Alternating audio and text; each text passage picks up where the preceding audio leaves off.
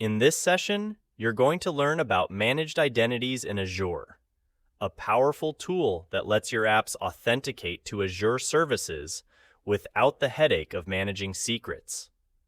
By the end of this lecture, you'll understand what managed identities are, why they matter, the two types of managed identities and how they differ, where and when to use them in real-world scenarios. What are managed identities? Let's start with the basics.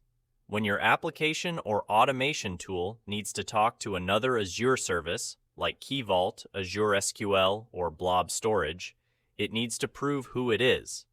That usually means using a credential like a client secret or certificate. But managing those secrets can be risky and tedious. That's where managed identities come in. A managed identity is an automatically managed identity in Microsoft Entra ID that your Azure resources can use to authenticate securely to other services, without you ever needing to create or rotate any secrets yourself. You let Azure handle the identity lifecycle, so your apps can just focus on what they do best. You should use managed identities because they eliminate the need for storing secrets in your code or configuration, reduce your attack surface, are fully integrated with Microsoft Entra ID for identity management, work seamlessly with Azure RBAC and role assignments.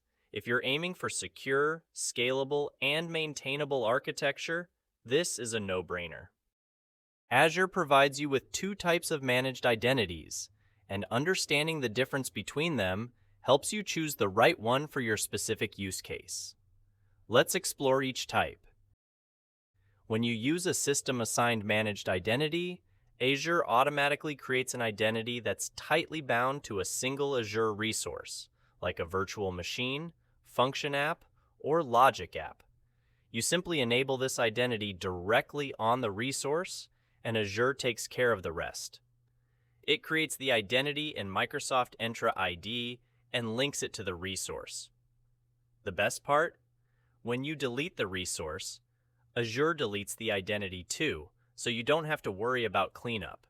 You should choose this option when the identity only needs to be used by that one resource. It's ideal when you want Azure to handle the entire identity lifecycle without any manual steps. This type of identity is simple, resource-bound, and clean to manage, perfect when you're aiming for convenience and automation. With a user-assigned managed identity, you're in control. You manually create the identity as a standalone Azure resource, and then assign it to one or more Azure services, such as virtual machines, apps, or functions. This identity exists independently of any specific resource, so even if you delete a resource using it, the identity remains intact. You should use this option when you want to reuse the same identity across multiple resources or when you need fine-grained control over the identity's lifecycle and role assignments.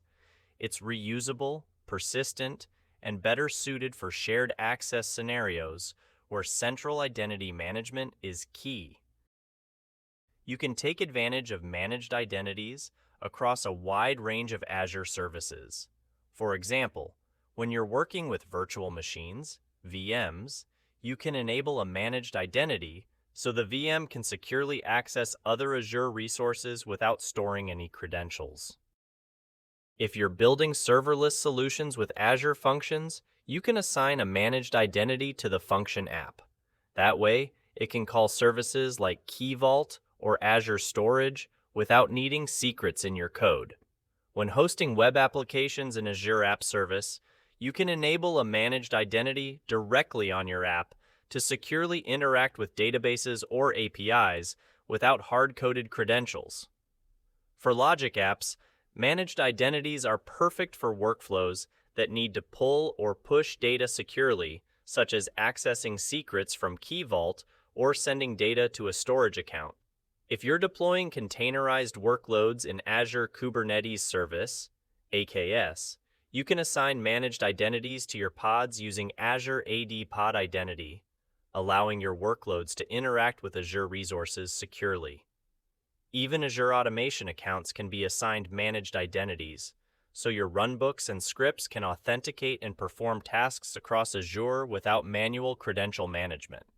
As for the services you can access, Managed Identities work seamlessly with tools like Azure Key Vault for secret management, Azure Resource Manager for provisioning, Azure SQL for database operations, Azure Storage for file and blob access, and Microsoft Graph for accessing user and directory data. In short, any Azure service that supports Microsoft Entra authentication can work with Managed Identities, making them a flexible and powerful tool for secure, credential-free access. So, what's your key takeaway?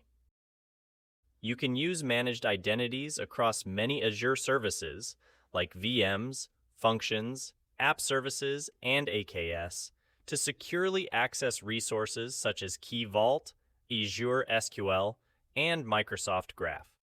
If a service supports Microsoft Entra authentication, you can connect to it without managing credentials. It's a simple, secure way to let your apps and services talk to each other.